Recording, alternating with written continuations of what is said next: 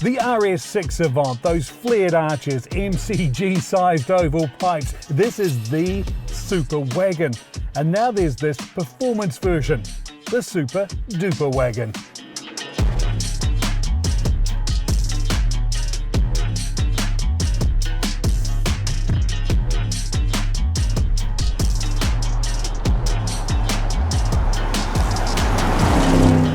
One of the most memorable car reviews I ever got to do was in the C6 version of the Audi RS6. How could I forget this car? A V10 twin turbo, 571 brake horsepower in a station wagon. At the time, it wasn't just the most powerful RS6, it was the most powerful car Audi had ever made. For goodness sakes, 571 brake horsepower in a station wagon. I remember at the time saying, this will never be outdone.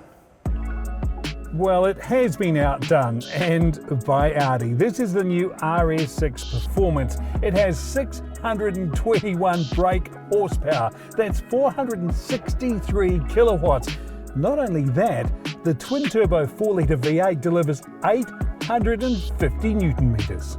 That's 200 more than the station wagon I said back in 2008 would never be bettered. But you know what? I don't mind that I was wrong, because Giltrap Audi have given me the keys. First though, what is the RS6 Avant Performance? Well, simply, it is the most powerful internal combustion Audi ever built. Even the V10 R8 can't match this. All the while, it's a genuinely usable station wagon. Just one that goes like a supercar. It's a bit like lighting your barbecue with a flamethrower. Please don't. All jokes aside, there is 1,680 litres of storage space with those rear seats folded down, and it will tow 2.1 tonnes. In fact, this does everything an A6 Avant can do, just faster, a lot faster, and with far less subtlety. To start with, it's 6 centimetres wider.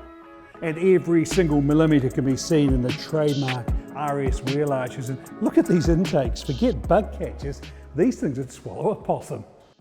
So potentially not so flash for the wildlife, but fantastic for those on board. This car is all business and all business class. It is a $243,000 car after all. So the interior is Audi Luxe, combined with some cool RS touches like the seats out of an RS4 competition. The result is about the best finished, best spec station wagon on the market.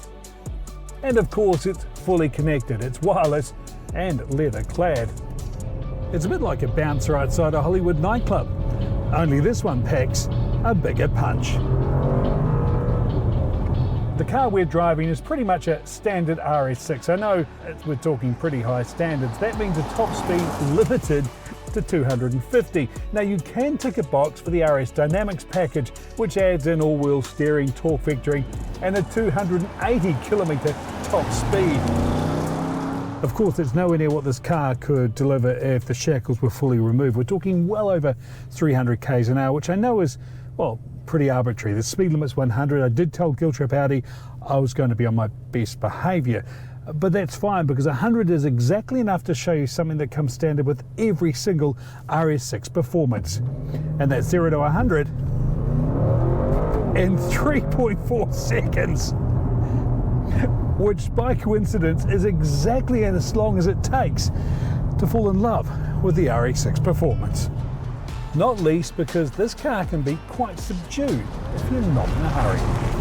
When you do press on, you notice, well, the sound of that engine, and the reason you hear more of it is 8 kilos of sound deadening have been removed, not to save weight, but to let you hear and feel more of what this car can achieve. And there's also the turbo rush, and no wonder the turbos are bigger and they're running 20% more boost.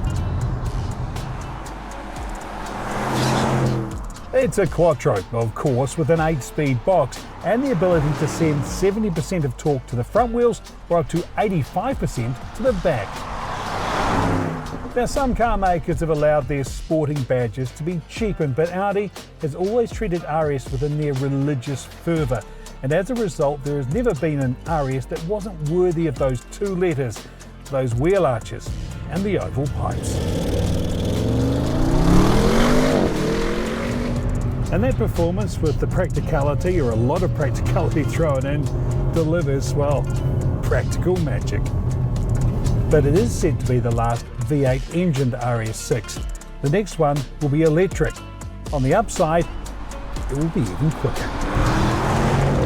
As insane as that sounds, but you know, that makes this not just the RS's, but Audi's petrol-powered swan song, with Jimmy Page on lead guitar.